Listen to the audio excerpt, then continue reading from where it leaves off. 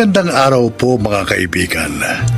Sa araw na ito, maririnig natin ang paglalakad ng isang dalaga kung paano niya nahanap ang kanyang Prince Charming sa kabilang ibayo ng mundo. Siya ay si Diday. Mula noong bata pa ako, wala akong ibang pangarap kundi ang makapag-asawa ng foreigner. Amerikano man yan, Australiano, Briton, basta dayuhan. May tiyahin kasi kami noon na naghihikaho sa buhay. Pero nang makapag-asawa ng foreigner, nag-migrate sa US at naging maayos ang buhay. Araw-gabi, yon ang panalangin ko sa Diyos.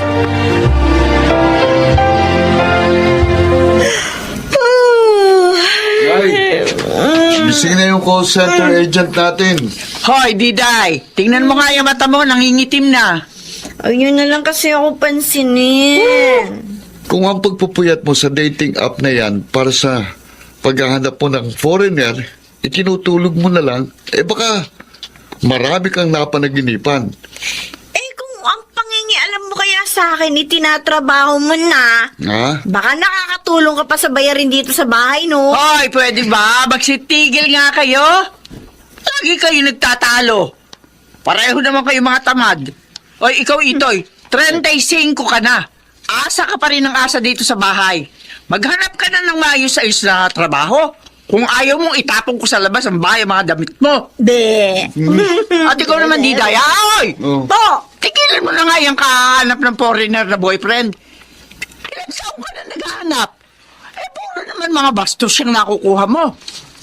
Mami, mamalayan ko na lang. Nagsasayaw ka ng nakahuwal. Ay, ano ka ba? Yan. Hindi ba nagsasalita ng ganyan? Oh my gosh. Ganyan ba talaga ang pagkakakilala niya sa akin? Oh, bakit? Desperada ka na, hindi ba? Desperada Of course not. Hindi ako desperada, no?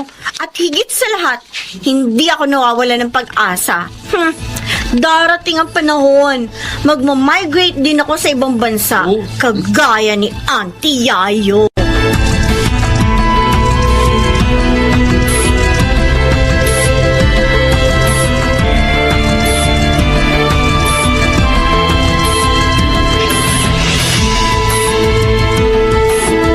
Oh, Diday, tingnan mo ang snow, ang kapal. Wow! Auntie Yayo! Gusto ko rin maglakad sa snow! Tapos gagawin kong halo-halo. Baliw. Auntie, baka naman may pinsan o kaya kaibigan yung hobby mo na single. Pakilala mo na kasi ako. Gusto mo ba ng dirty old man? Ayoko. Kayo talaga para ng sinanay. Hindi naman ako desperada. Gusto ko rin makapag-asawa ng maayos na foreigner, no? Yung mamahalin ako, aalagaan. True love pa lang hinahanap mo. Yes naman, Auntie Yayo. Mag-aral ka muna ng English. Yes, I know. Nagpa-practice na nga ako dito sa bahay eh. In preparation. Nararamdaman ko kasi, malapit ko na siyang makilala.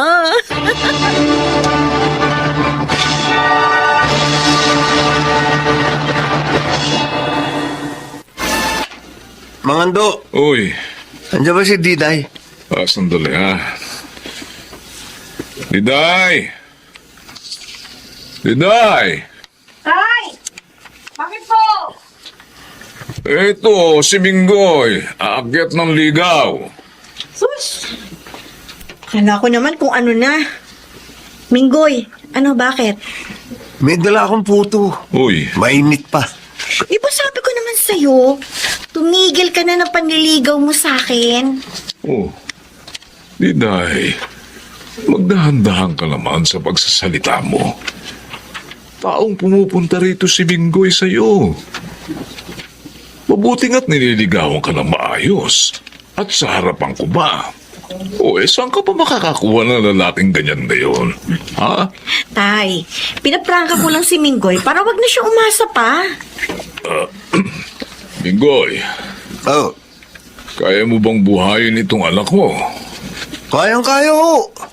Nakita mo? Tay naman eh. Abay, saka hanap mo ng foreigner niyan. Baka kalansay ka na hindi ka pa nakapag-aasawa.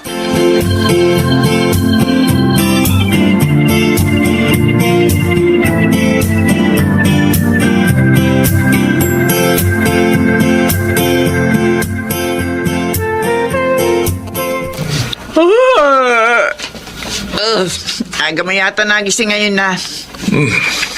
Paano kung hindi magigising agad tili ng tili sa kabilang kwarto si Diday? Himbing kasi ng tulog ko Hindi ko na malayan. Pagtimpla mo nga ako ng kape. Ano ba yun? Hoy! Diday! Ano yan? Ano nangyayari sa'yo? Kanina ka pa tili ng tili. Ano mo pa rin naka-jackpot sa loto, Jackpot talaga, Day! Ha? Tingnan mo! Ano yan? Sino yan? Sino yan? Sino nga yan? Sure, nung nakilala kong Amerikano. Ano? Kachat ko to mula pa na isang buwan. Tapos sabi niya sa akin kanina, gusto ro niya ako makita. Gusto niya ro maging seryoso ang lahat sa amin. Oh my gosh! Ay, ano? This Ano ka is ba? it! Manggas ng damit ko! Ano pupunit na Sabi ko sa kanya, pumunta siya dito sa Pilipinas anytime. At pagbalik niya na Amerika, sasama na ako sa kanya. Ano? Hindi mo pa nga nakikilala yun ng maayos? Sasama ka na? Kaya nga ako sasama na para makilala ko siya.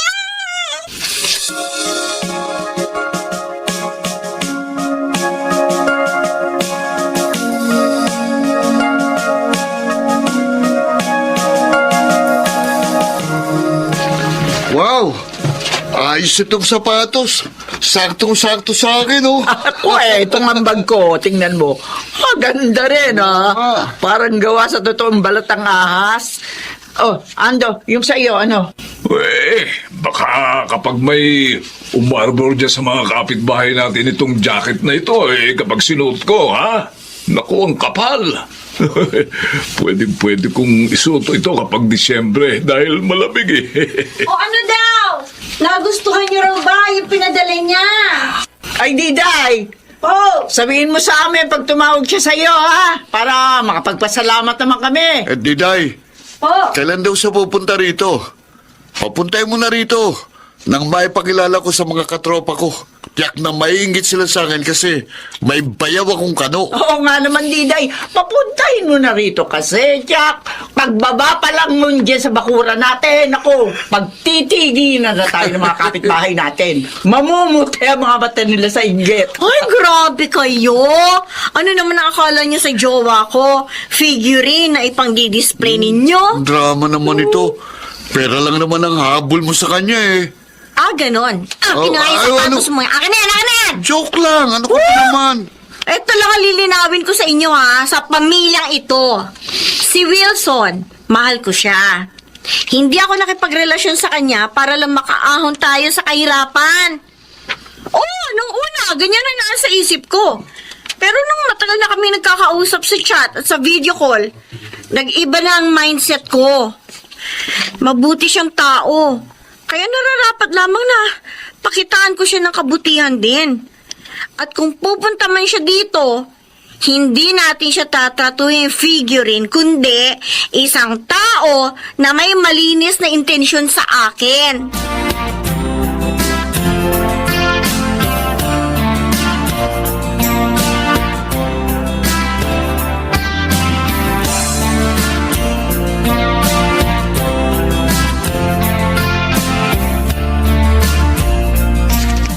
Balita ko, kakasal ka na raw, Diday. Oo, Minggoy. Pasensya ka na, ha? Hindi kasi ako mayamang kagaya ng Amerikanong yun. Ano sinabi mo? Kung mapera rin siguro ako at maputi, baka matagal mo na akong pinatulan. Hoy, Minggoy. Ganyan din ba ang tingin mo sa akin? Nakipagrelasyon sa isang foreigner dahil lang sa pera at itsura? Bakit? Hindi ba? Umalis ka nga sa harap ko. Umalis ka na! At huwag ka nang pupunta dito sa bahay kahit kailan, Kapag nakita pa kita rito, hahatarin kita ng walis tambo!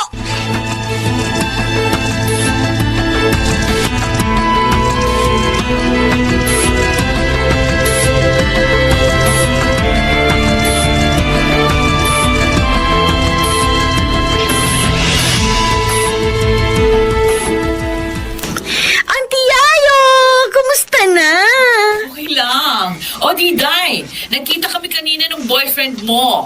Nakilala ko na siya. Ay, oo nga, sabi niya sa akin, Auntie. Ano, kumusta? Naku, ang swerte mo. Bakit, Auntie? Mukhang in love talaga sa'yo ang mokong ngayon, ha? Ay, napansin niyo? Oo. At saka, single talaga siya, walang sapit. Talaga, Auntie? Oo! Mabait at mabuting tao. Sabi niya, magpapakasal kayo dyan. Oo, Auntie. Inaayos lang niya yung mga papeles niya, tapos lilipad na siya papunta rito. Nagbunga na rin yung pagtsatsaga mo gabi-gabi, ha? Tama ka, Auntie. Pero ikaw pa rin yung makapagsasabi kung talagang mabuti siyang tao. Kaya kilatisin mong mabuti kapag pumunta dyan sa inyo, okay? Yes, Auntie. Salamat!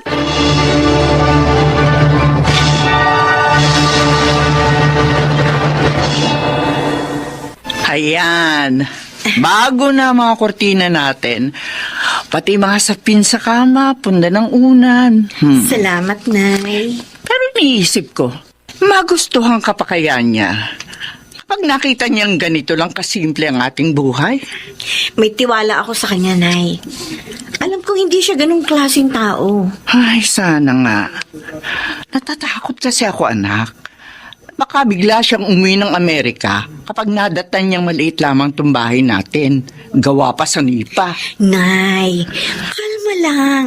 Kahit gaano pa kaliit ang bahay natin, hindi ako mahihiyang ipakita sa kanya ang totoo kong pag-uugali at pamumuhay. Ay, sana nga. Sana nga.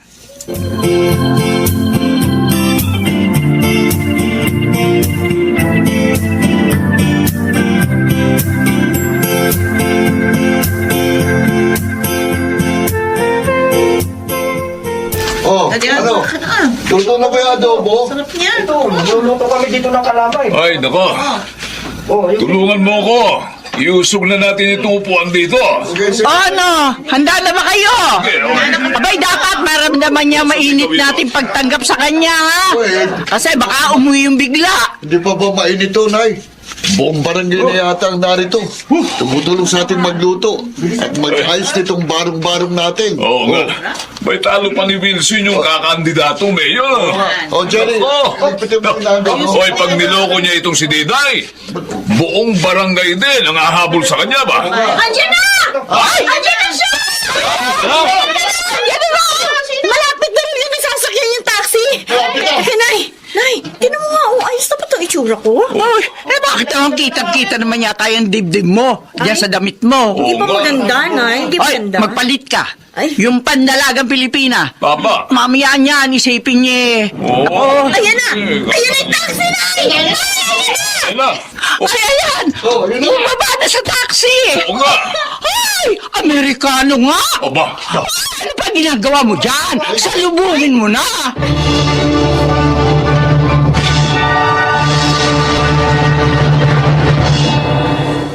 Yun ang unang pagkakataong nakita namin ng personal, si Wilson Smith, ang aking asawa. Sabi ko nga, sa una, gusto ko magkaroon ng asawang foreigner dahil gusto ko umangat ang pamumuhay namin.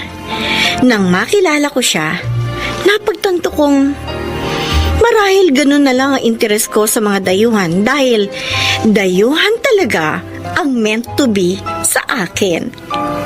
Ngayon, narito kami sa Pilipinas pansamantala para magbakasyon. Hindi rin naman perpekto ang buhay namin. Marami rin pagsubok, pero masaya. Ako si Diday, at ito ang aking buhay. Kahit pa ilang milya ang distansya ng dalawang tao, kung niloob ng Diyos na pagtagpuin sila, magtatagpo at magtatagpo silang dalawa. Makarag Sigarap, Lionel Benjamin, Susan Robles, Rosana Villegas, Jude Martin Legaspi, at Chiquit del Carmen Amor sa papel na Diday. Naglapat ng angkop na tunog Jerry Mutia sa musika ni Buboy Salonga.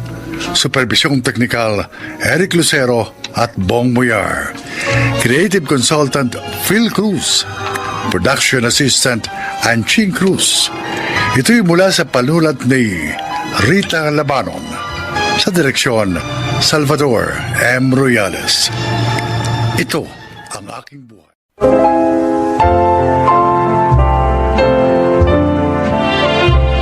Mga kaibigan, sa araw na ito, inyong maririnig ang kwento ng isang OFW na hindi lamang ang pakikipagsapalaran sa ibang bansa ang kanyang naging malaking suliranin.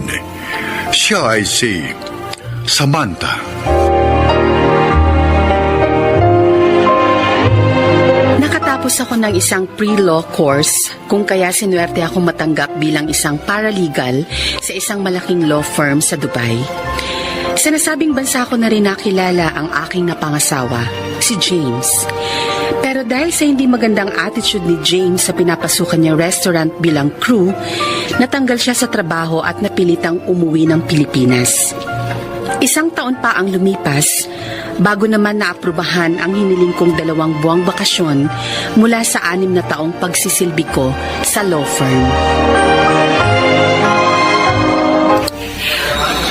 Totoo, Samantha? Nasa airport ka na? Opo, Manang Betty. Pero gaya nga naman sabi ko po sa inyo, sa bahay muna ni James ako tutuloy. First time ko po kasi makikilala ang pamilya niya mula nang ikasal kami sa Dubai. Abay, sige. Basta kapag uuwi ka na rito sa ancestral house ng daddy at mami mo, tawagan mo agad ako, ha? Opo, Manang. Tatawagan ko po kayo, pangako po. O sige na, bye.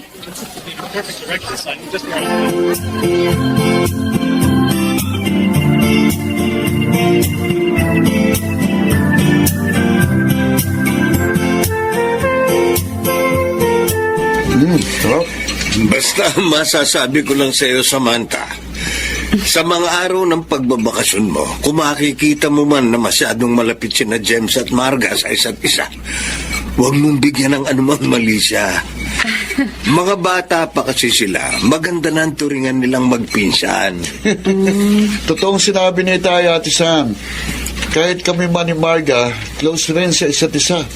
Pero mas close nga lang sila ngayon ni Kuya James. Lalo na sa maboting usapan. Ganun ba?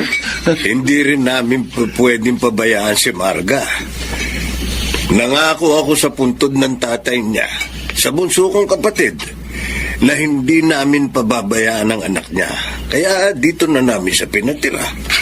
Wala naman pong problema sa akin, Tay. Nauunawaan ko po. Kaya wala po kayong dapat alalahanin. Teka, may iba nga pala tayo ng usapan Yun ngang van na gusto kong mabili at gagawin kong pamasada. Sana mabigyan mo na ako ng pan-down payment ngayon. Ate Sam, yung sinabi ko rin sa yung pang-down payment sa kursunado kong motor sa kasa, ha? Ay, sige po, Itay. Pagkatapos nating kumain, ibibigay ko po sa inyo yung pera. Ay, Tsaka naku. yung sa'yo rin, Baron. Yun. Hindi ko naman talaga nakakalimutan Ayos. yun. Ox na ox ka talaga, Ate Sam. Sabi ko naman sa'yo, Baron, itong Ate Samantha mo, ang pag-asa natin sa buhay. Yun.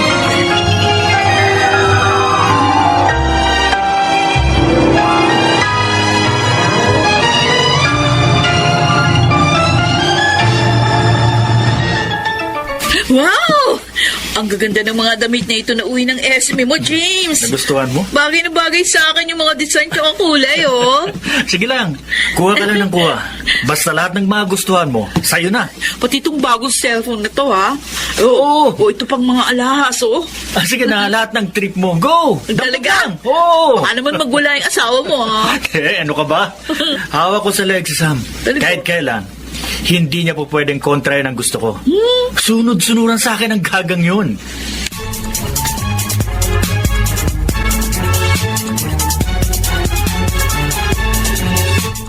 Si Marga ba yung nakita kong nagmamadaling lumabas sa banyo, Baron? Ha? Yung nakatapis lang ng tuwalya? Ay, ewan ko, Ate Sam. Hindi ko kasi napansin eh. Ang alam ko kasi, naliligo sa banyo ang Kuya James mo. Tinext ko siya kung nasan siya. Ang sagot niya, naliligo daw siya sa banyo. Ganun ba? Oo. Eh di, baka nasa banyo nga si Kuya. Kung ganun, ano at bakit galing si Marga sa banyo? Kuya James mo? Aba, ewan, hindi ko alam. Pasensya na, Ate Sam, pero nagmamadali ako eh. May joyride kami ngayon ng tropa ko. Inaabala mo oras ko eh. Isang bagay lang ang gusto kong marinig mula sa'yo, Baron. Ano? May nangyayari ba sa pagitan ni Marga at ng Kuya James mo na hindi ko alam?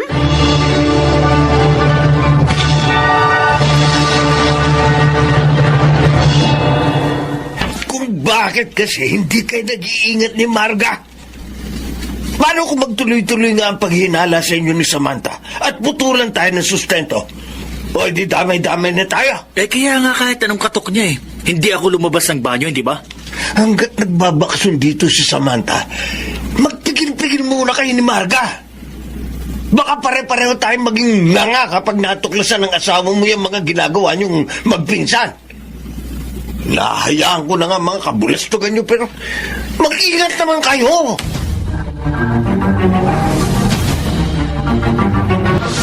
Hey, Sam! Sandali. Pwede ka makausap? May dapat ba tayong pag-usapan, Marga? Oy, yung nakita mo paghahalikan namin ni James sa isang gabi, mga nakainom lang kami noon. Nadala lang kami ng kalasingan namin. Gusto mong paniwalaan ko yung sinasabi mo? Ganon? Oo naman. Walang mali siya yun, ano? So, ang gusto mong palabasin, cousins with benefits lang kayo ng asawa ko. Na kapag gusto nyo magtalik, kahit sa madilim na sulok ng kusina, okay lang sa inyo, kaya dapat okay lang din sa akin. Ganun ba, Marga? Ay, uy, teka lang. Anong nagtatalik sa madilim na sulok ng kusina yung sinasabi mo? Wala akong alam dyan sa binibintang mo, ha? Kung hindi ko siguro kayo nakuhanan ng video, pwede mong ipagkaila. Sorry, Marga. Pero lahat ng kalaswaan na ginagawa nyo ni James, nakunan ko lahat ng pictures at videos. Kaya kung humantong man tayo sa demandahan, may mga ebidensya ako laban sa inyo. Ang tigas kasi ng tuktok ng dalawang yun eh. O ngayon, sino pa ang maghuhulog sa kanilang kumbat? Sa'yo nakapangalan yun. Kayo lang batay. Ako, yung kinuha ko rin hulugong motorsiklo sa kasa, sa akin din nakapangalan yun. Hindi lang yun. Pambira. Sino pa magpapalamon sa atin ngayon? Yun na nga eh. Tiyak sa natuklasan niyang kabalbala ng kuya mo at ni Marga. Hindi na tayo susustentuhan ni Samantha.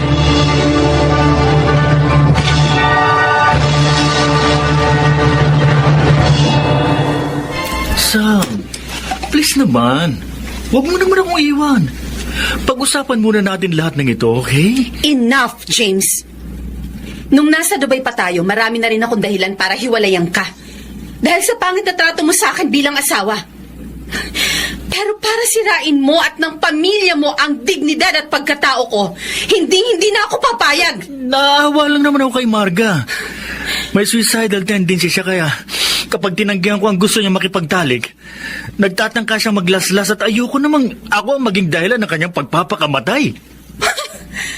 Kaya kahit magkadugo kayo, pinatulan mo ang mga kahinaan niya? Sam, kung alam mo lang, sinubukan ko na maglabanan ng kanyang kapusukan eh. Pero palagi akong nawawala ng lakas. Hindi ko may puliwanag kung bakit. Basta hindi ko alam. At dahil mahina ka, James, tulad ko rin, na nakuha mo ang kahinaan ng maging sunod-sunuran ako sa mga gusto mo. Pero ngayong nakilala ko na ang aking mga kalakasan, kaya ko na magdesisyon para sa sarili ko. Maghiwalay na tayo. Alam ko, sinasabi mo lang yan pero hindi mo kayang gawin yan, Sam. Mamang driver, tara na. Paandarin nyo na ang taxi nyo. Malis na tayo rito. Teka, Sam, alam ko sa akin umiikot ang mundo mo. Hindi ka mabubuhay na wala ako kahit kailan. Sam, hindi mo nga kayanin mag-isa sa mundo.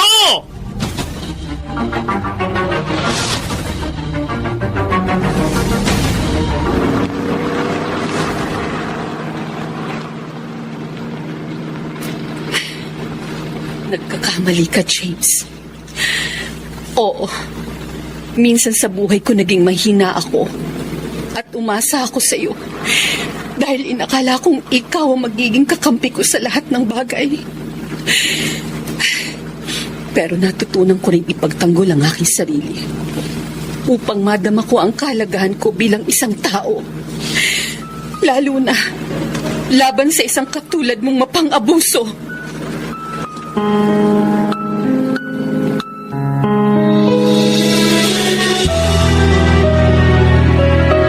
Samantha, sigurado ka bang isasama ko na sa sinisigaan ko mga tuyon dahon ng SIM card mong ito? Opo, Manang Betty. Para hindi na po ako makontak ni James at ng pamilya niya. Alam kong hindi nila matanggap ang pag-alis ko sa poder nila. Kaya gagawa at gagawa sila ng paraan para mapabalik ako ron. Mabuti na lang. Hindi nila alam ang tungkol dito sa minana mong ancestral house na mga yumao mong magulang. Nang makita ko ang pagkaganid ni James sa lahat ng bagay, sa ilang taong pagsasama namin sa Dubai, natuto na rin ako maglihim sa kanya. Dahil siya kung nalaman niya ang tungkol sa bahay na ito, hindi niya ako titigilan para ilipat ito sa pangalan niya. Ang mahalaga, pinalaya mo na ang sarili mo sa kanya at sa pamilya niya. Minsan, hindi naman masamang isipin din muna ang sarili. Lalo na kung kailangan mong ipagtanggol ang iyong mga karapatan mula sa mga taong ibinabagsak na ang pagkatao mo. Tama po kayo, Manang Betty. At ngayong araw na ito ang simula. Malaya na ako sa dating buhay na matagal ko nang gustong takasan. Malaya na ako sa mga sakit na halos dumurog sa aking buong kamalayan. Malayang malaya na ako sa nakaraan.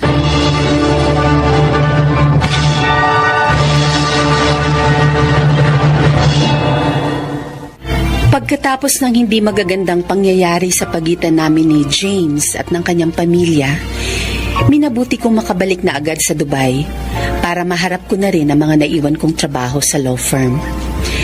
Sa pagitan ng mga abalang araw ko sa pagtatrabaho, inasikaso ko na rin ang proseso ng pakikipaghiwalay ko kay James.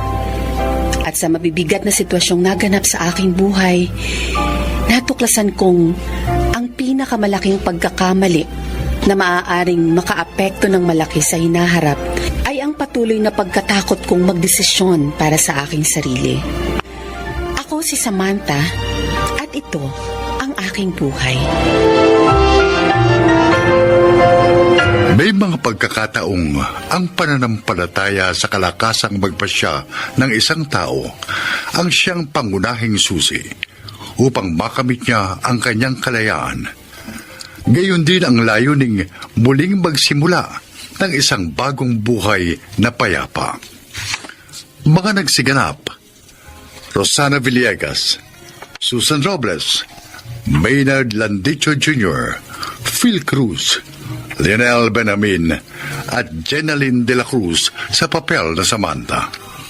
Naglapat ng angkop na tunog Jerry Mutia, sa musika ni Buboy Salonga.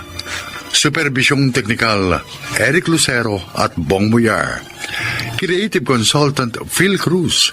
Production Assistant Anching Cruz. Ito'y mula sa panulat ni Sel Barlam. Sa direksyon Salvador M. Royalas. Ito ang aking buhay.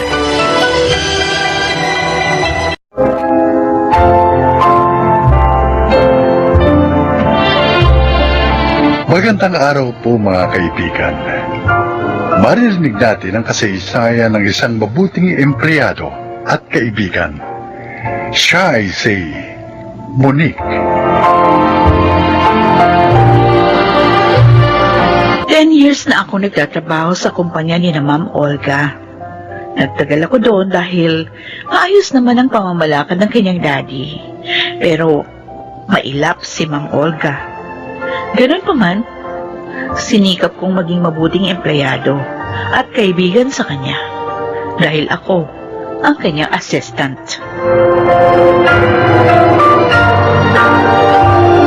Ma'am Olga, eto na po yung report ng ating finance department.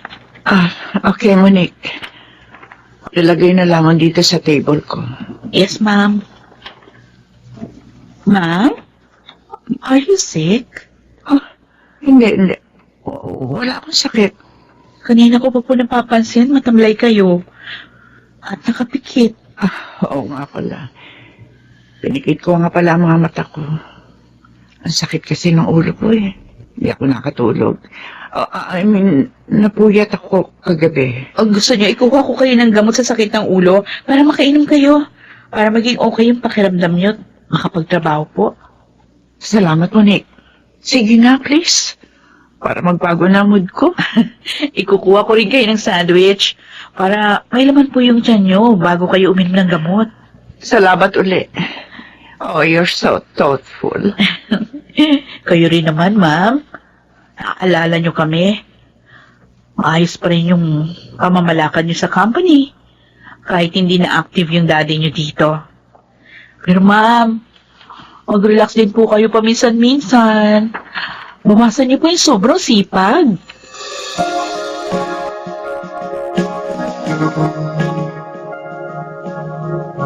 Ma'am Olga, nabusog po ba kayo? Busog na busog, Harold. Masarap ka pala magluto, ah. Salamat naman po kung nagustuhan niyo luto ko. Ay, naku, ma'am. Talaga pong masarap magluto ang asawa ko. Sa kanya nga po ako natuto.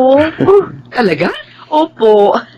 Kaya, pag maluwag po yung schedule niya, siya ang cook dito. Willing-willing ho si Monique sa luto ko, ma'am. Tignan niyo ang taba niya. Oy, lahat tayo mataba, ano? Pati yung dalawa nating anak. Alam mo, natutuwa ako sa pamilya niyo. Abay, dapat pala, nung pa ako nagpunta rito. Hindi bale. Ngayon, alam ko na kung paano ako marirelax. Lagi akong pupunta rito.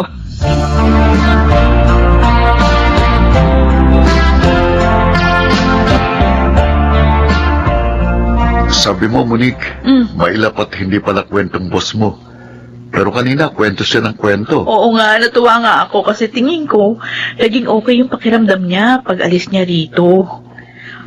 Ang alam lang kasi namin sa kanya, alam mo, dalawa yung anak nila ni Sir Bernie. Yung panganay, last year lang umalis para mag-work abroad. Yung bunso na lang yung kasama nila. Yun lang yung alam namin. At kanina mo lang pala nalaman na hindi sila okay ng asawa niya. Oo. Matagal na pala siyang nagtitiis sa masamang ugali at pananakit ni Sir Bernie.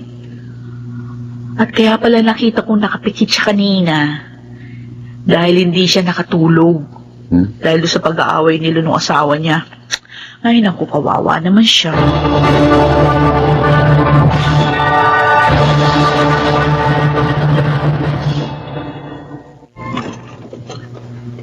Bernie.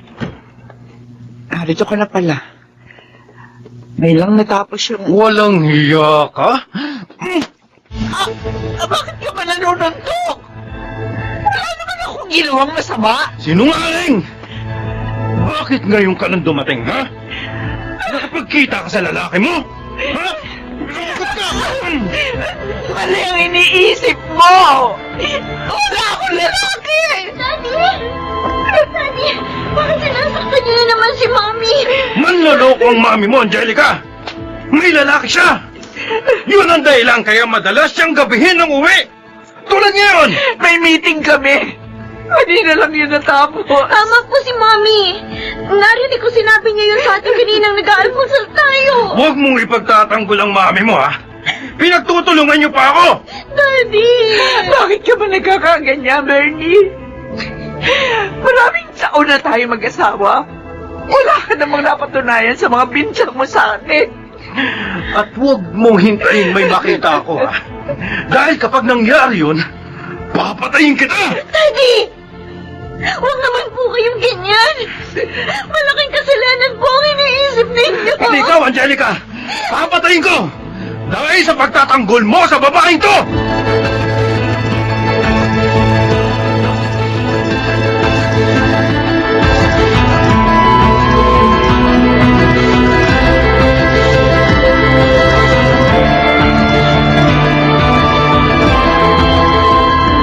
Ma'am, kung gusto niyo, ako na lang makikipag-usap sa bisita natin.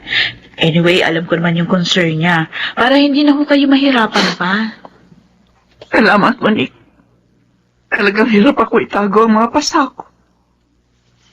Sinaktan na naman po ba kayo ni Sir? Tulad ng dati. Dahil sa hinala niya. Ginabi na kasi ako ng uwi dahil sa meeting natin. Nagbanta pa nga siya, napapatayin ako. Oh, pati yung anak namin. Dahil pinagtatanggol ako ni Angelica. Oh my God! Ma'am, huwag ko kayo magagalit, ha? Pero, nasa tama kayang pag-iisip pa yung asawa niyo? Matagal ko na rin tanongin niya sa sarili ko. Kaya minsan, hinimo ko siyang patingin sa doktor. Pero nagalit siya. Sinaktan ako. Kaya hindi ko na siya kinausap patungkol doon. Pero ma'am, hindi po pwede magtiis na lang kayo. Lalo pat binabantaan yung buhay niyo. Ma'am, kung sabihin niyo kaya ito kay Sir Tony, sa daddy niyo. Ayoko na magsalita pa kay Daddy. Ha? Matanda na siya. Ayoko na problemahin niya ako. At isa pa siya ang pumilit sa akin. Napakasal kay Bernie.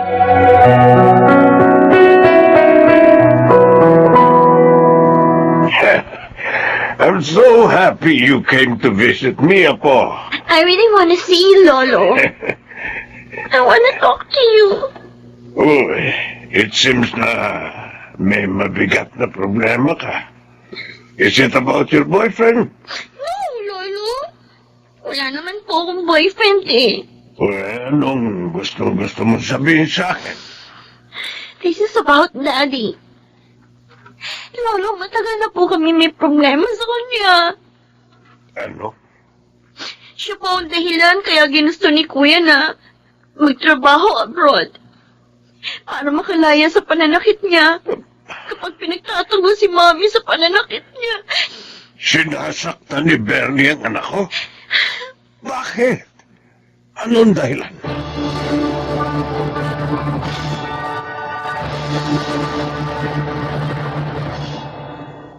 Gusto mong bukas na lang tayo mamasyal ng mga bata? Oo.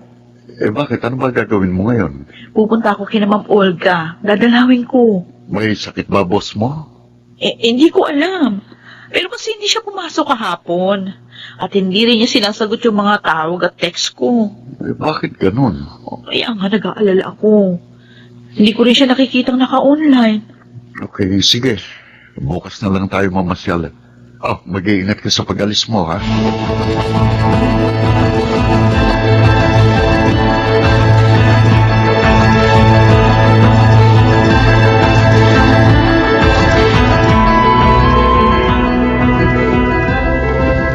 Bakit po ba kayo nagagalit sa amin, Daddy? Wala naman po kaming kasalanan ni Mami. Arangawa mo na, Bernie. Huwag mong idamay sa galit mo sa akin si Angelica. Pinagtutulungan niyo ako mag-ina, ha? Niloloko niyo ako. Akala niyo, maloloko niyo ako, ha? Nagkakamali kayo. Daddy! Kaya ako kayo ikinulong sa bahay na to. Hindi kita pinagtataksilan. Tumigil ka! Bago niyo akong tuluyang may bagsak, papatayin ko na kayo! Huwag niyo kami nigaling, mama kayo! Pamilya mo kami, Bernie. Anak natin si Angelica. Hindi ko sa anak! Anak mo siya sa ibang lalaki! Kaya magkakampi kayo! Diyos ko. Akala mo, hindi ko alam? Matalino ko. Hindi ako tulad ni Papa na napaliw dahil sa pagtataksil ni Mama.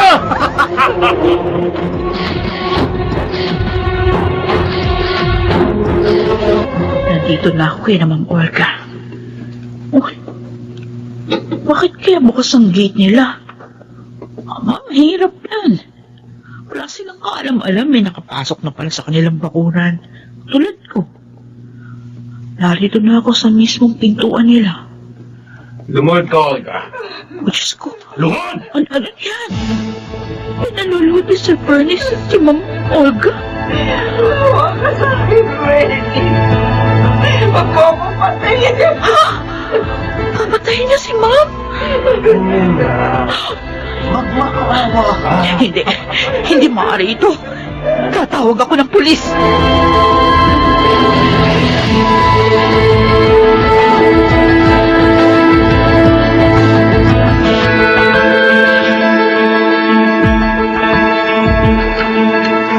Patawarin mo ko, Olga.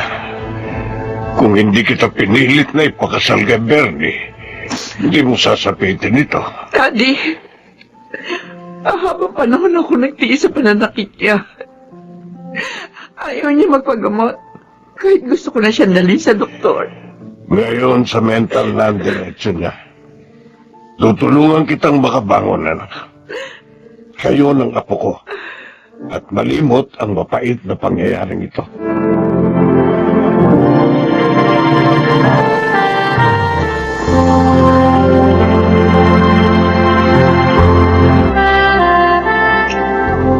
Maraming salamat sa iyo, Monique. Dinalaw mo ko noong araw na yon. Nailigtas mo ang buhay namin ng aking anak. Mabuti rin po, Ma'am Olga. At naging mabilis ang pagresponde ng mga pulis. Ano pong sabi ni Sir Tony? Magbabakasyon muna kami sa ibang bansa upang makalimot. Salamat ulit sa iyo, ha? Hindi ka lang mabuting empleyado. Mabuting kaibigan ka rin.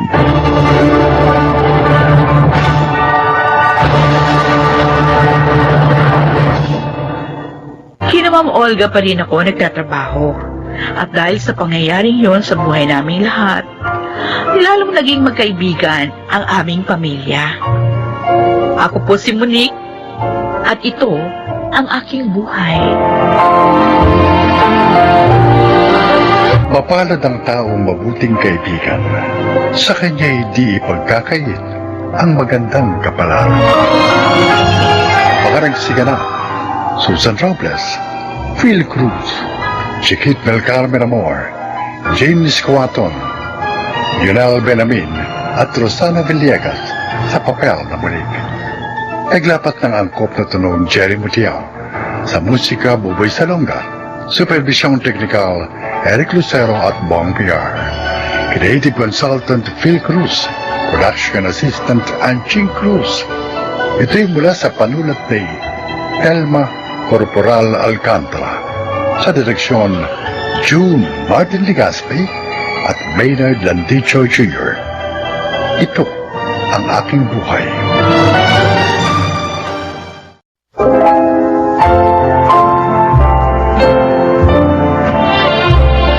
Magandang araw po mga giliw naming tagapakinig.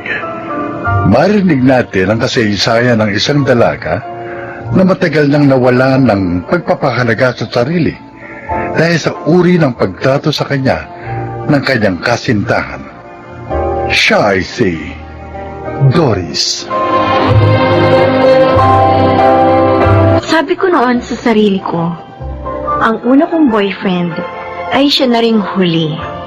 Kaya nung magkaroon ako ng karelasyon, sinikap kong magtagal kami hanggang sa ikasal. Pero hindi pa man kami nagiging mag-asawa, nakita ko na kung anong klaseng tao siya.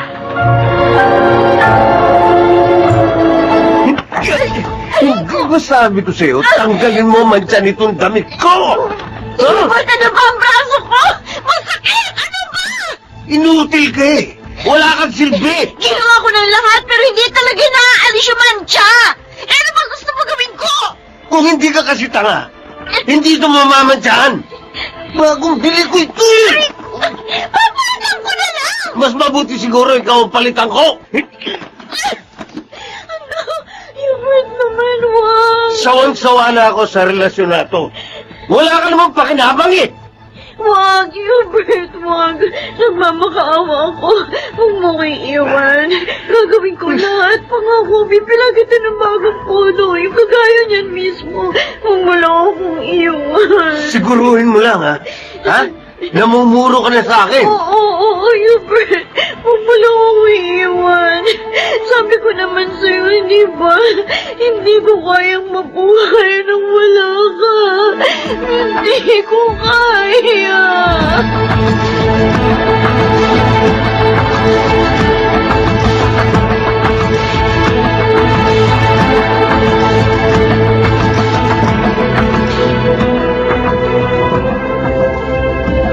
Uuwi ka rito para manghiram ng pera? Anong klaseng empleyado ka, ha, Doris? Sorry, ma. Kapos lang talaga ako ngayon eh. Sabihin mo nga sa akin, may pinagkakagastusan ka bang iba? O O baka naman ikaw ang bumubuhay sa boyfriend mo. Ma, hindi totoo yan. Ang dami mo na nakuhang pera sa akin. Talo mo pa yung estudyante pinag-aaral. Ma, sorry. Promise, babayaran ko ang lahat ng mga nakuha ko kapag may nakuha akong mas magandang trabaho. Ay nako, ewan ko sa'yo, Doris. Ma! Pinag-aral kita, ginastusan.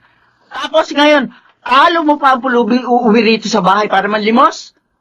Saka tingnan mo yung katawan mo. Para ka na may 7 anak. Ano ba? Nabibigyan mo pa ba ng oras yan sarili mo? Ha? Pagod lang ako sa trabaho. Ay, ito ang sasabihin ko sa iyo. Huwag mong hahayang madiskubre ko lahat ang ginagawa mong kalokohan.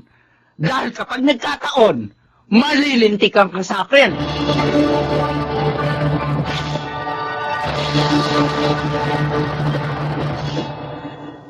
Happy anniversary, mahal.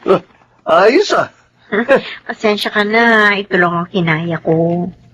Na-surprise nga ako eh. Talaga? Asa regalo ko? Eto. Siyempre may regalo ka. Hindi Oo. pwedeng wala. Bubuksan ko na ah. Sige. Okay. Uy, yung paborito kong polo. Uy, may bonus pa oh. Ano ito? Relo? Oo. Salamat, mahal. Hmm? Mahal na mahal kita. Oh, tara na. Kain na tayo. Sige. Mukhang masarap to ah. Ako? Hubert, Mm. 7 taon na tayo magkasintahan. Mm. Hindi ba tayo magpapakasal?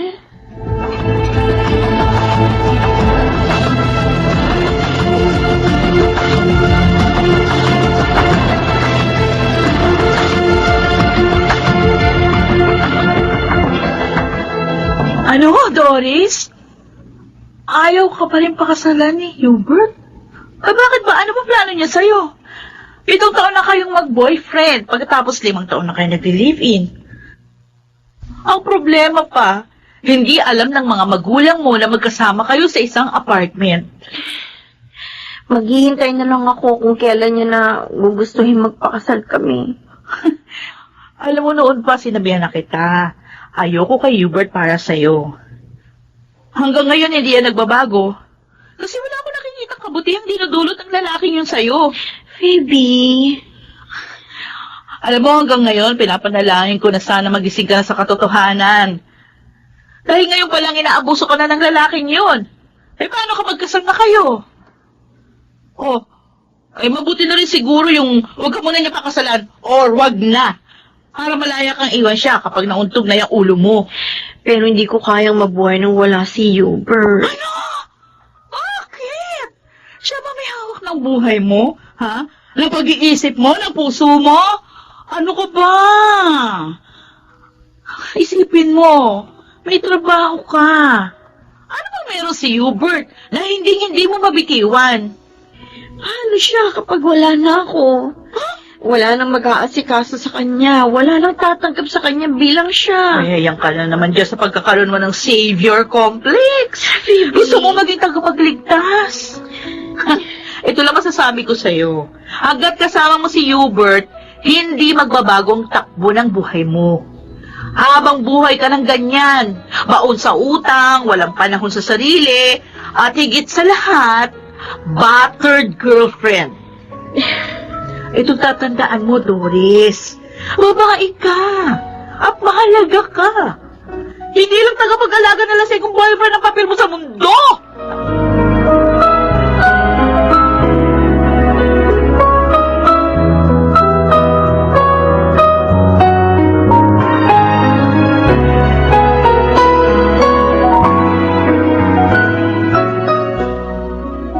Bigyan mo ang pera.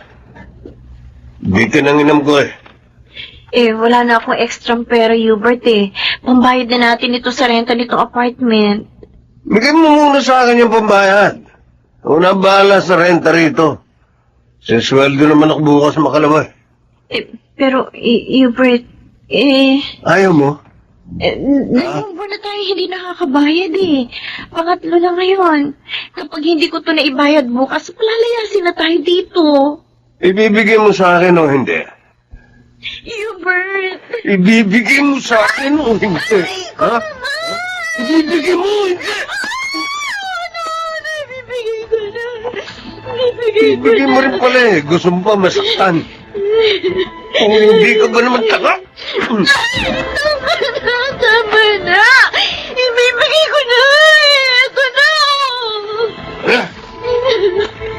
Magluto mo ako ng nilagang baka. Pagdating ko mamaya, gusto kong makahigop ako ng mainit na sabaw. Ha? Pero pag... Gawin mo, sinabi ko. Kung hindi, dalawang mata mo ang pamamagain ko sa suntok. Naku, buwisit! Paano ako makakapagluto ng nilaga? Wala na akong pera!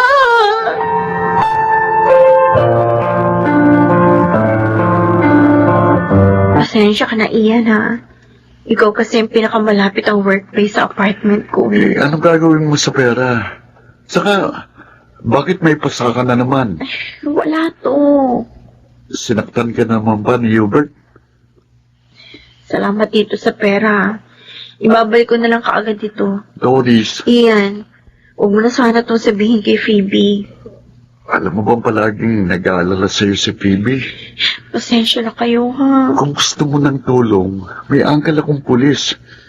Pwede kitang tulungan sa sitwasyon mo. Salamat sa pag-aalala sa akin, Ian. But, Aalis na ako.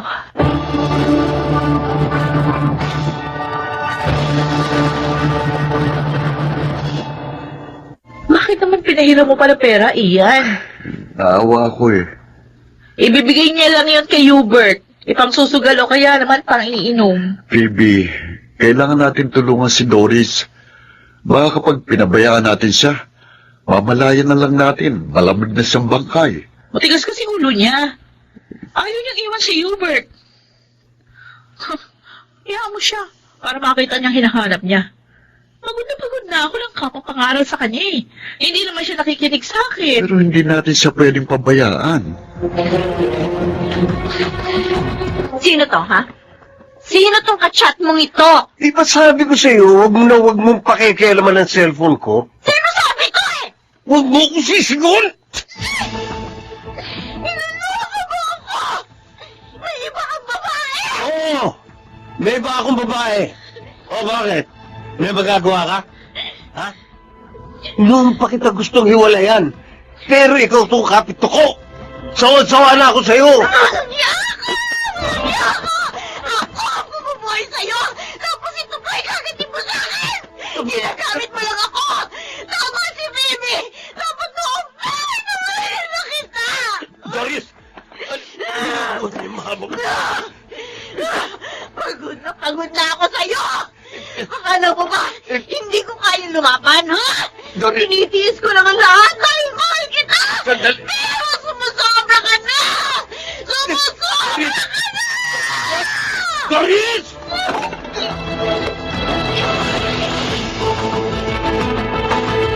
Tubig. Tubig. Oo. Painumin mo siya ng tubig. Ito na. Oh, Doris, uminom ka muna ng tubig. Pinaayos na niya ang kalang reklamo mo laban kay Hubert. Huwag kang mag-alala, Doris. Yes? Ay, ano, Uncle. Oh, Ian. Hayaan ka muna naming makapagpahinga ngayon, ha? Ian.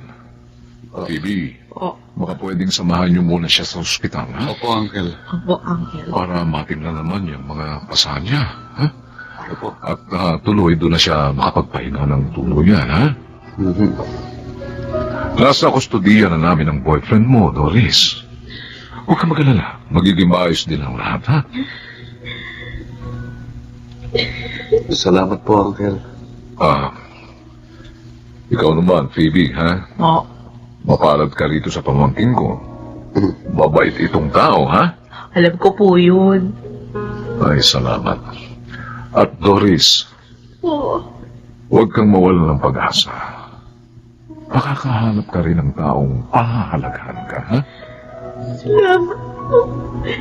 Okay, ganito. Bukas, kapag natingnan ka na sa ospital at nakapagpahinga ka roon, ha? Magbalik ka rito. Dahil kailangan namin ang statement mo. Okay?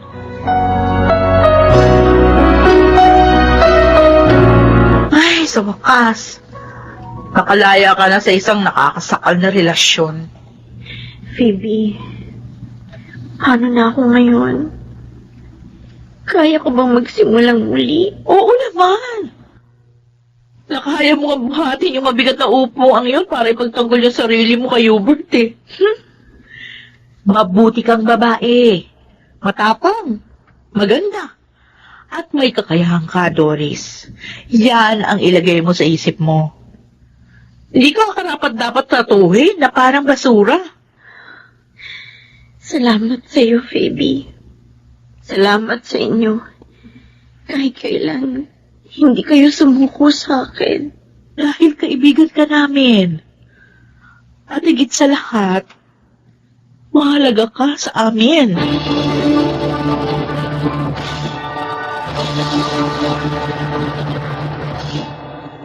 Doon ko napagtantong tama si Phoebe. Kaya ko mabuhay na wala si Hubert dahil hindi siya ang kumukontrol ng buhay ko. Ngayon, bagamat wala pa akong sariling pamilya, ginagawa ko ang lahat para maibahagi ang leksyong natutunan ko sa aking karanasan. Nang sa ganon, gaya ko, makalaya rin ang mga babaeng kakilala ko sa isang maling relasyon. Ako po si Doris, at ito ang aking buhay. Ang babae at lalaki ay ginawa ng Panginoon na magkaagapay sa lahat ng bagay. Kung kaya hindi maaaring tratuhin ng sino mang lalaki ang isang babae na mas mababa sa kanya. Mga nagsiganap: Rosana Villegas, Susan Robles, Lionel Benabin, Phil Cruz, June Legaspi, at Chiquit del Carmen Amor sa papel na Doris. Naglapat ng angkop na tunog Jerry Mutia, sa musika Buboy Salonga, supervisyong teknikal Eric Lucero at Bong Biar. Creative consultant Phil Cruz, production assistant Ching Cruz. Ito'y mula sa panulat ni Rita Labanon. Sa direksyon June Martin Legaspi at Maynard Landicho Jr. Ito ang aking buhay.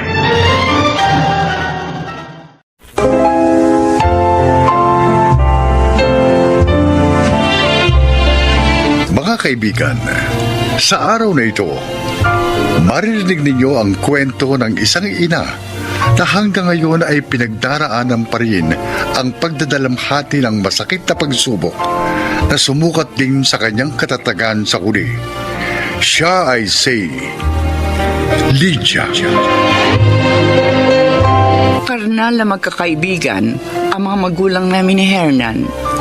Kaya naging produkto kami ng isang arranged marriage. Gayunpaman, sa kabila nun, maayos pa rin namin nagampanan ang mga parte namin bilang isang mag-asawa. At bilang mga magulang ng aming mga naging anak na sina Denzel at Kenji, na ngayon pareho ng mahuhusay na civil engineers tulad din namin ng kanilang ama. Pero dahil marami kaming naisantabing mga pansariling pangarap ni Hernan nang kami kinasal, dumating ang sandaling nais din namin bigyan laya ang aming mga sarili para sa katuparan ng mga iyon.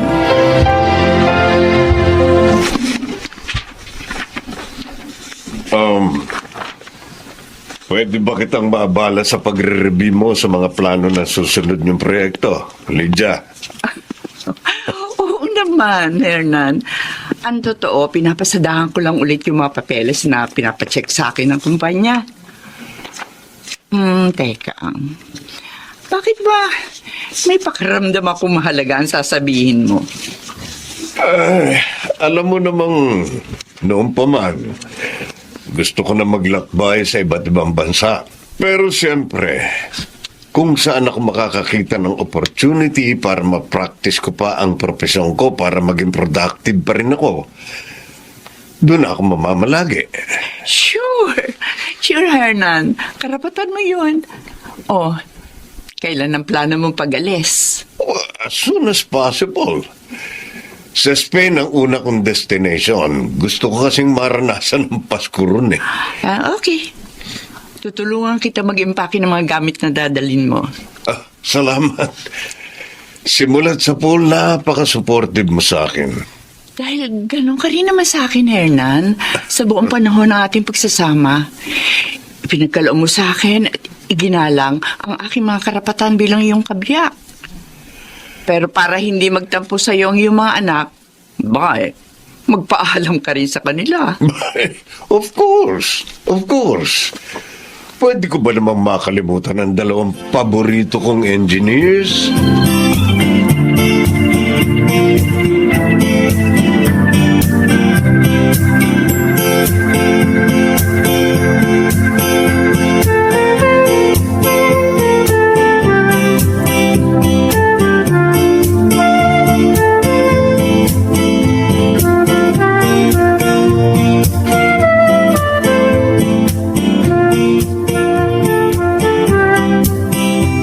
Maganda nga kasi ang naging pagsusunuran nilang mag-asawa simulat sa pool. Kaya magaang nilang nadidesisyonan ang mga bagay-bagay. Kahit pa hanggang ngayong nagkaedad na sila. Yung katapatan ni Hernan kay Lydia, yun ang isa sa hinahangaan ko. Isipin mo arranged marriage sila. Pero ni minsan, hindi nakaisip ng babae si Hernan. At hindi ko rin sila naringgan ng issue tungkol sa pera. At kahit kailan, wala silang sinasabi tungkol sa isa't isa. Kundi, magagandang bagay lang. O di ba nga? Madalas sabihin ng iba, walang perpektong pagsasama. Pero tingnan mo napakaganda ng koneksyon ni Hernan at Lydia sa isa't isa.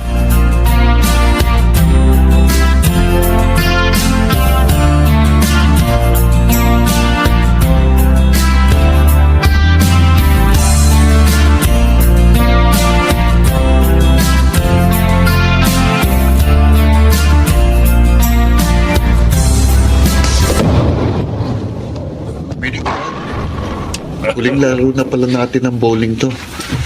Aalis ka na sa Makalawa. So, hindi pala namin kayo makakasama sa Pasko, Dad. Oh, kayo naman. Sa tandaan niyong yan, ilang Pasko na ba tayo magkakasama? Payakap ka, Dad. Kasi nga, kapag nasa malayo ka na, hindi na kita mayayakap.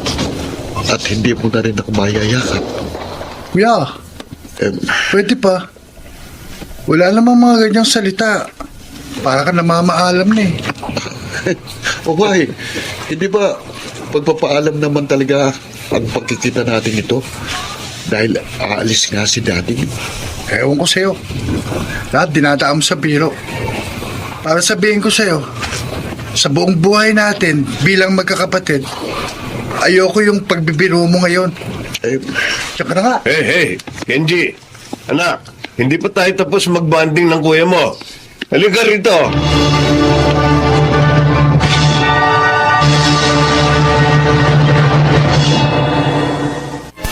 Ma'am, ano nangyari kay kuya?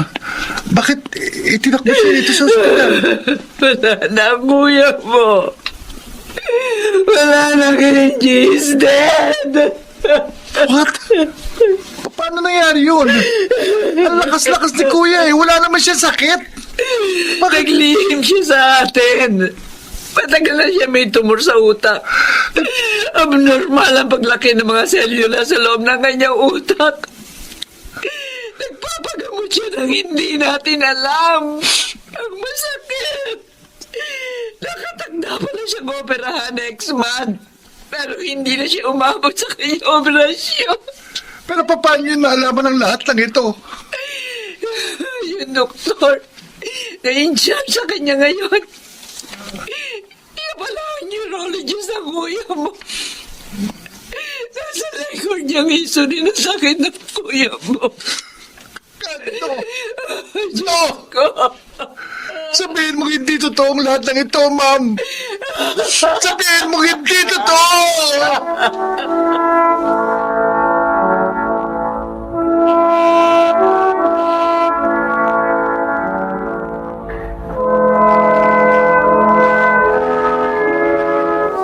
I'm sorry. Wala ako riyan sa mga panahong kailangan niyo ko. Nailagak na namin ng mga abo ni Denzel sa kolumbarium. Pero ang iniisip ko naman ngayon, si Kenji. Oh, what about Kenji? Positive si Kenji sa T-cell lymphoma. What? Anong klaseng sakit yun? Isang uri ng cancer na inaatake ang lymph nodes. Lalo na kapag may infeksyon ng pasyente. Ang masakit na rare form pa ng T-cell lymphoma at tumama sa ating anak. Oh, God!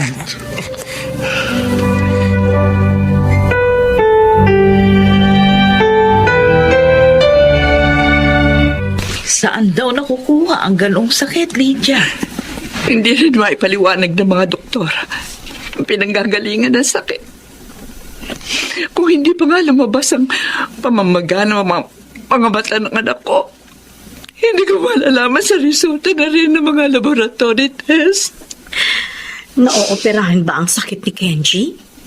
Early stage pa lang naman daw. Kaya ini-schedule muna siya para sa chemotherapy. Titingnan muna ng mga doktor ang response ang system niya sa chemo.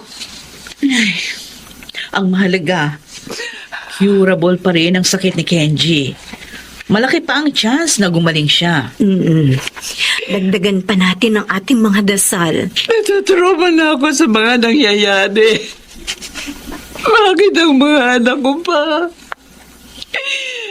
Bakit hindi na lang ako? Lydia, minsan, may mga tanong tayo na hindi natin maintindihan. Pero lahat, may dahilan. Naiyak kami mag-ina na malaman ang findings niya. Bakit pinagdadaanan namin ang ganito? Samantalang wala naman kaming ginagawa, kundi puro kabutihan.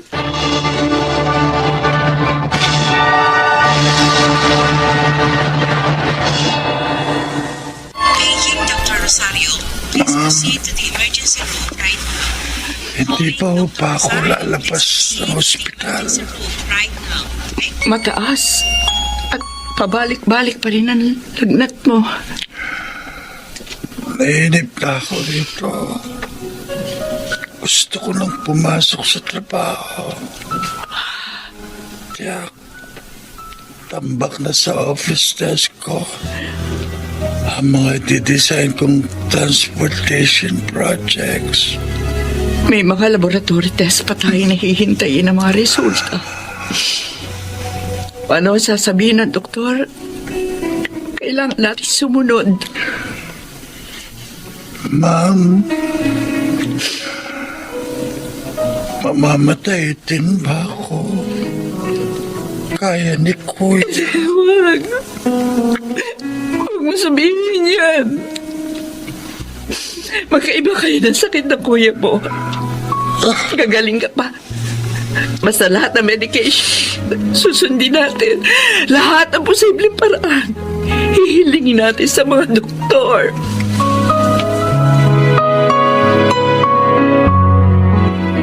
Lydia, Hernan?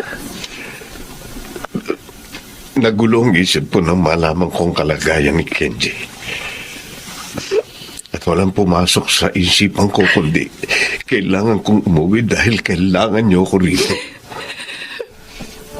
Maaari nga lang. Napigilan ang mga nangyayari, Hernan. Kailangan natin tanggaping may mga sitwasyong tulad niyan na hindi natin makokontrol. Araw-araw. Wala pa sa pagkamatay ni Denzel. At sa pagkakasakit ngayon ni Kenji. Nakatuon ako sa mga bagay na may magagawa pa tayo. Lalo na ang pag-usal ng mga panalangin sa nasa itaas. Yung hiningi ko sa iyong kalayaan, para lang maranasan ko ang mga bagay na pinananabigan ko. Napilit ko pa rin gustong samantalahin. Hindi na pala dapat. Ang mga yun ang nagmulat sa akin. Nahigit sa mga yun, may mahalaga pa rin akong papel na dapat gampanan sa inyo ng ating mga anak. Hindi mo na itutuloy ang mga plano mong paglalakbay. Kayo ang pinakamahalagang biyayang meron ako sa akin buhay, Lydia. At sa bawat Paskong dumarating, kayo ang pinakamagandang regalong hindi matutumbasan ng ano pa mang material na kasiyahang maibibigay sa akin ng mundo. At si Denzel, mananatili siya sa ating mga puso.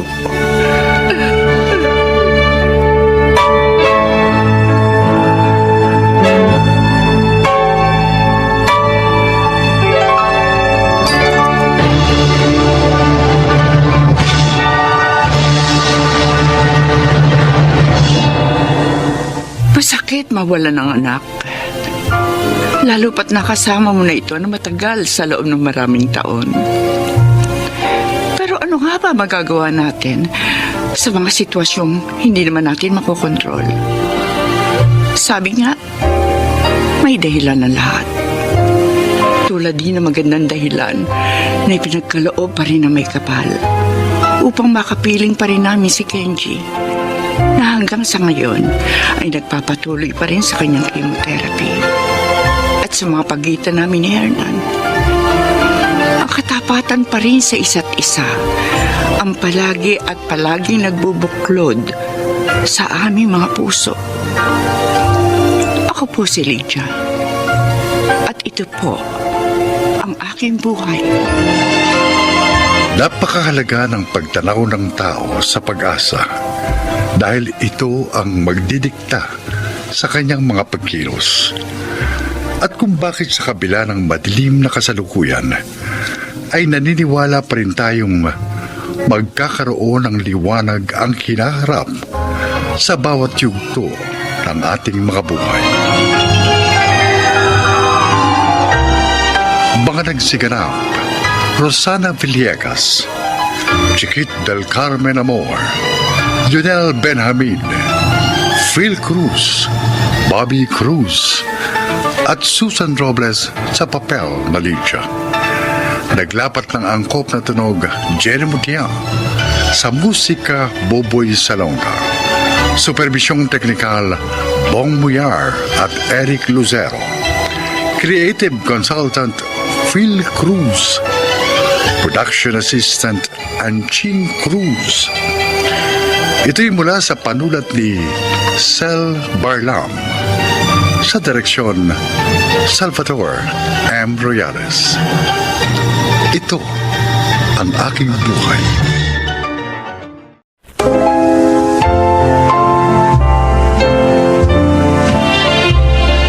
Magandang araw po mga giliw naming tagapakinig. Maririnig natin ngayon ang paglalakad ng isang asawa at ang kanyang pinagdaanan sa pamilya ng kanyang asawa. Siya ay si Gina. Sa kultura nating mga Pinoy, madalas, kahit may asawa na ang isang tao, kailangan niya pa rin makipisan sa kanyang mga magulang o kaya naman sumuporta sa kanyang pamilya. Dito ako nahirapan nang mag-asawa na kami ni Fernan. Ay! Wala na namang bigas? Ano ba yan? Fernan! Fernan! O, bakit? Kabibili ko lang ng 10 kilong bigas nung isang linggo. Wala na naman. Naku, nakalimutan ko pala magsabi sa'yo. Pumunta si Inay dito kanina. Tumiram muna ng bigas. Ano? Papalitan niya raw pag sweldo ni Ryan sa susunod na linggo. Oy, paano tayo? Teka. Ayan. Bumili ka muna ng 2 kilo sa tindahan. 2 kilo? Hanggang kailan lang yan? Matagal pa ang sweldo mo. Baka nga hindi na naman kayo bayaran ng pinagtatrabahuhan yung pabrika. Sige na, ako na bahala.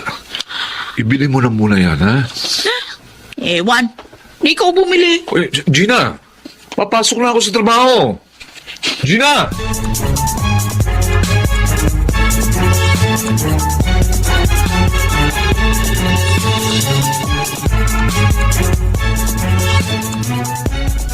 Oh, pagkasyahin mo na ito.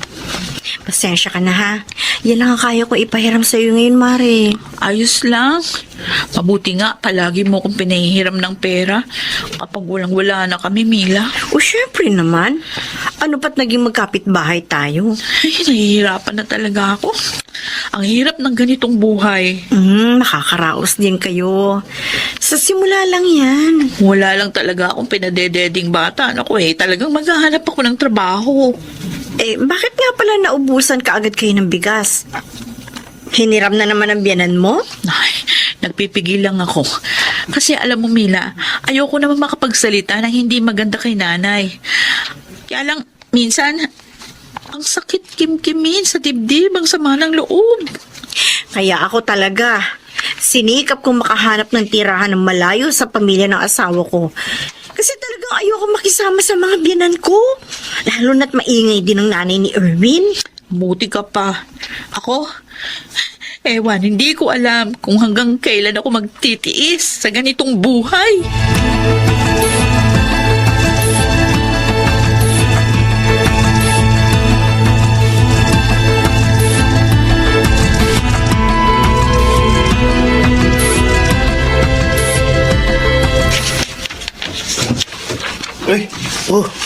Ato, tulungan na kita magbitbit ng mga pinamili mo. Salamat, Ryan. Naparito ka. Dito ka na pala, Gina. Oo, mahaba ang pila sa grocery kaya ako natagalan. Ganun ba? Ryan, dali mo muna itong mga pinamili ng ate mo sa usina, ha? Oo, kuya. Bakit nandito si Ryan? Teka. May tira pa ba dun sa binigay ko sa yung pang-grocery? Meron ba naman? Bakit? Pwede ba, iramin ko muna, ha? Ha? Kailangan daw ni Ryan ng konting halaga kasi may ipaayos dun sa motor niya. Nakalaan ang perang ito sa diaper at gatas ni baby. Ako na bahala dun. May darating pa namang pera sa atin sa susunod na linggo, ha? Pero Kaya muna. naman Wala siyang ibang tatakbuhan kundi ako. Tayo. Hindi ko naman siya pwedeng pauwiin na walang dala.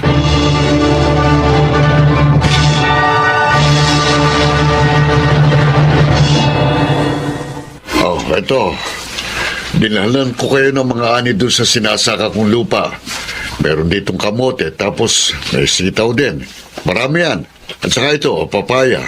Salamat ho, Chungberto. Ngayon, kumusta ka naman dito, Gina? Bah, nangangayayat ka yata. Mukhang pagod na pagod ka mag-alaga ng panganay mo. Lagi ho kasing puyat. Kumusta naman si Fernan? Mabuti naman po. Sapat ba naman ang kinikita? Mukhang nag-i-kaos kayo. Sabi ko naman sa iyo, kung nahihirapan kayo rito, pwede kayong tumira doon sa lupa natin. Magtayo kayo ng bahay doon, tapos magsaka kayong dalawa. Imposibleng hindi kayo mabuhay doon. Presko pang hangin. Kasi ho ayaw ni Fernan na doon kami manirahan sa atin, Chong. Gusto niya rito sa malapit sa mga magulang niya. Bakit? Ano ba na itutulong sa inyo ng pamilya niya? Chong. Baka nga si Fernan pang sumusuporta sa kanila. Tama ba ako, Gina?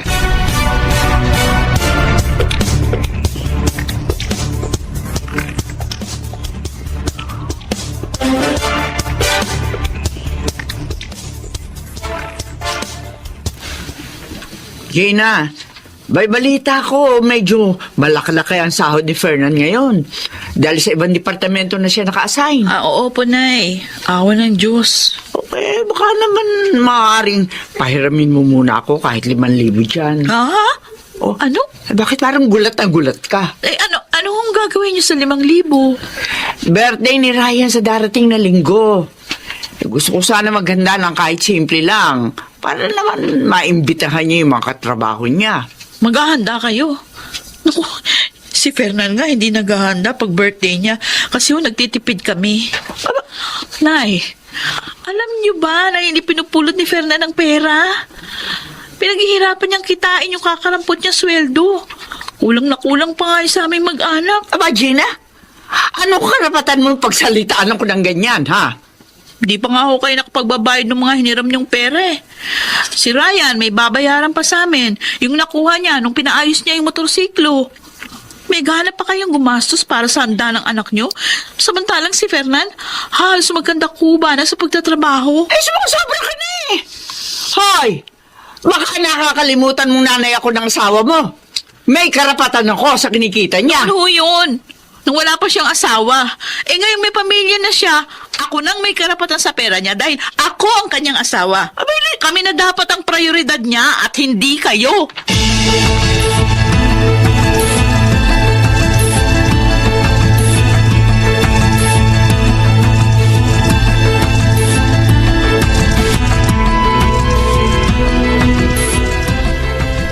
Nay, pagpasensyahan niyo na po si Gina. Eh, ang sama pala ng ugali ng asawa mo eh. Kung alam ko lang, hindi ako pumayag na ikasal kayong dalawa. Kala mo kung sino? Hihiramin ko naman yung pera, hindi ko naman hihingin. Hayaan niyo na, hayaan niyo na. Hayaan niyo at kakausapin ko si Gina. Siya nga pala. Ito po, ayan. Pasensya na kayo dyan, ho. 2,000 lang ito. Oy, Ryan. Pasensya ka na. Konti lang ang handa mo ngayon. Okay lang, kuya. Salamat pa rin. Pasensya ka na. Hindi pa kasi ako regular sa trabaho ko eh. Kaya konti pa lang ang sweldo ko. Ayos lang. Bawi ako pag na-regular ako, kuya. Basta, pagbutihin mo ang pagtatrabaho mo para ma-promote ka kagad, ha? Magsikap ka. At wag na wag ka mag-aasawa ng babaeng gaya ng asawa ng kuya mo.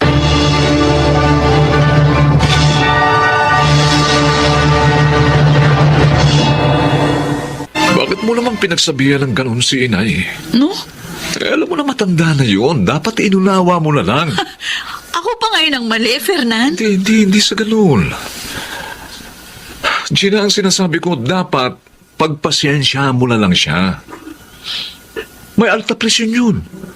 Oh, paano kung inatake siya sa galit? Ganun na lang pala palagi? Ako na lang lagi ang magpapasensya, ha? Teka nga muna, bakit ba parang ang init ng dugo mo sa pamilya ko? Hindi mainit ang dugo ko sa kanila. Eh, ano yun? Ang kinasasama lang ng loob ko, yung pagiging masyadong pakialamera ng nanay mo. Magdahan-dahan ka ng pagsasalita mo. Nanay kong tinutukoy mo. Ay ako, ano mo ko, ha? Ayos lang ba sa'yong gawin ako tau-tauhan sa loob ng posporo ng nanay mo? Ano ba ako sa bahay na ito? Wala ba akong karapatang magdesisyon at manindigan sa pinaniniwalaan ko tama? Gina, Pero yung asawa mo ko. Hindi ang kapatid mo, ang nanay mo, ang dapat mong kinakampihan, kundi ako na asawa mo. At higit sa lahat, hindi na silang prioridad mo, kundi kami na ng anak mo. Ngayon, kung gusto mo pala na patuloy na suportahan yung pamilya mo, ay di sana hindi ka muna nag-asawa.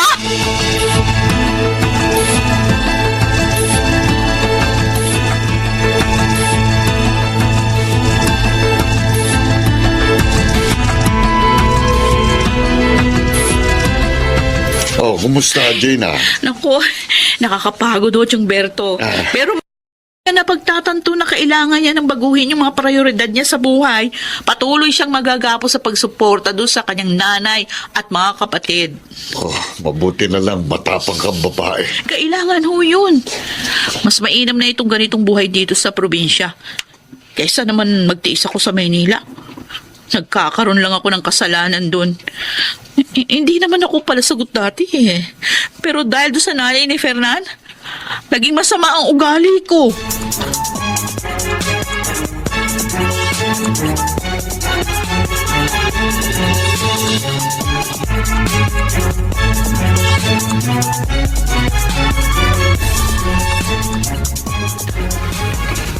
Gina? Sino kaya ito? Gina?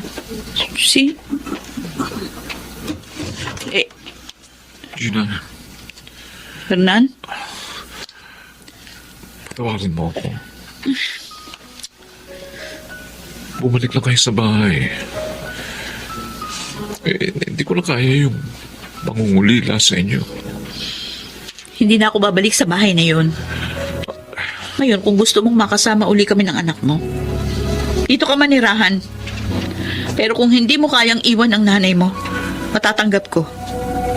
Gina, Kung kaming mahalaga sa'yo, kami ang unahin mo. Kami ang gagawin mong prioridad. Wala namang masamang tumulong sa mga magulang mo. Pero sana, huwag kami ang iyong isakripisyo. Huwag kami ng anak mo. Dahil sa katunayan, kami na ang iyong pamilya.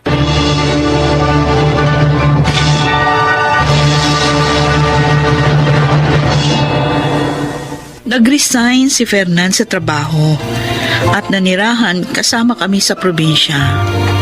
Ngayon, 2 na ang anak namin at masaya kaming namumuhay sa loob ng isang bubong.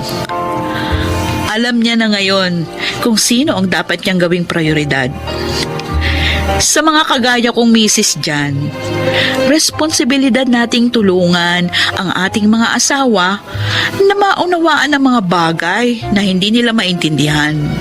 Dahil gano'n naman ang mag-asawa, magkaramay at magkasangga. Ako si Gina at ito ang aking buhay.